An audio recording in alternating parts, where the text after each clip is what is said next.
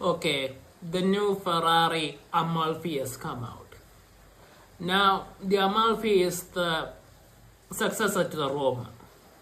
And I always wondered about the Roma. I mean, why did that car actually exist? Now, it's apparently supposed to be the Ferrari that you can take on long drives, you can daily use. The reasonable Ferrari. Basically, it's not as aggressive looking, it's not as powerful, and the handling is, while it's good, it's not extreme either. And why? And would people actually want a Ferrari that looks like that? I mean, when people are buying Ferraris, they want to stand out, they want to be loud and powerful. I mean, this thing is loud. It has the V8 engine, so I guess that's okay. But it's a turbocharged, but still it's okay.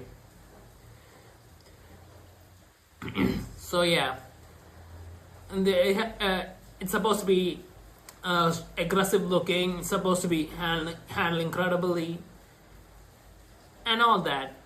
And would people who are spending that much money on an expensive Ferrari actually want this car? I mean, just for the badge and the daily usability. So you want would people really want a daily usable Ferrari? Not sure that people would, but I'm sure the people would if it was all the things I mentioned about. It was aggressive looking, really powerful, and handled incredibly well, and still was usable. But this isn't that. This is basically a toned down version of a Ferrari. And I never understood what the appeal of this car was. Especially considering that if you're going to be using this on a daily basis, you're going to be taking to all sorts of places that you're not familiar with. You're going to be taking it on long drives and risk damaging the car or something else happening to the car. And would people actually be okay with doing that with their expensive Ferrari? Wouldn't they just take a regular car that isn't that risky and doesn't attract that much attention? But yeah, anyway, the new Ferrari Amalfi has come out, the successor to Roma, and well, it looks even tamer than before. And I don't know what to say about that. It honestly looks like a Prius from the front. It looks kind of like a Toyota from the front. Now, it does have the design language of the current Ferrari models, but this is even more toned down than the Roma was. It looks much smoother, much more, well, calmer, I guess. And honestly, if you didn't know what the car was, if you saw it on the road, you wouldn't even recognize it.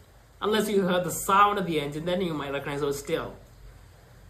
This doesn't really look like what a Ferrari you would expect a Ferrari to look like. And unless you honestly see the badge, I don't think anyone would recognize this as a Ferrari. And that might be a big concern to people who want this car, because when you're buying an expensive Ferrari, you kind of want people to know about it, that you have an expensive Ferrari. You want everyone to know about it. And this car, you don't notice it unless you actually see the badge. And you can't rely on everyone looking at the badge all the time to recognize the car. People aren't going to pay that much close attention.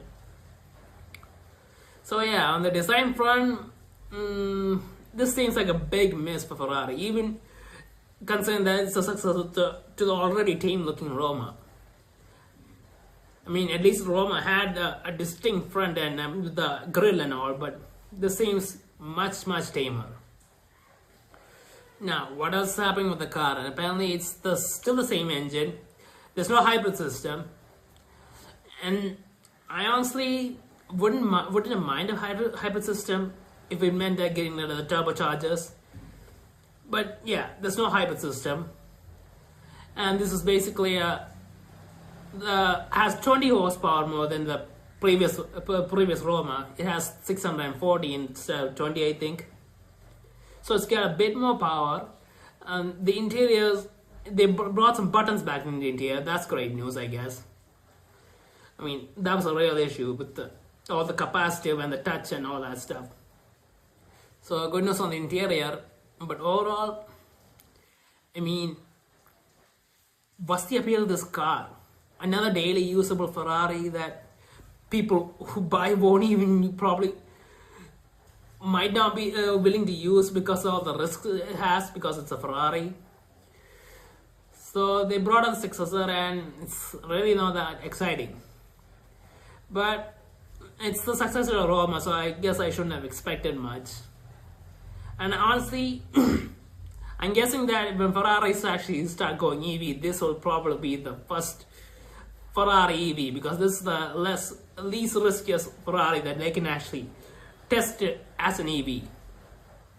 I mean, Ferrari is going to have to make their cars EVs soon enough, depending on the regulations of the different countries. And I'm guessing the Amalfi successor will probably be the first Ferrari EV, and it kind of makes sense. It looks calm, looks tame, and with the EV it's going to have power. And even if this thing becomes an EV, people aren't going to be that upset, because this isn't the car that everyone's focusing on when they think of Ferrari. So I guess from that point of view, this could be their next EV.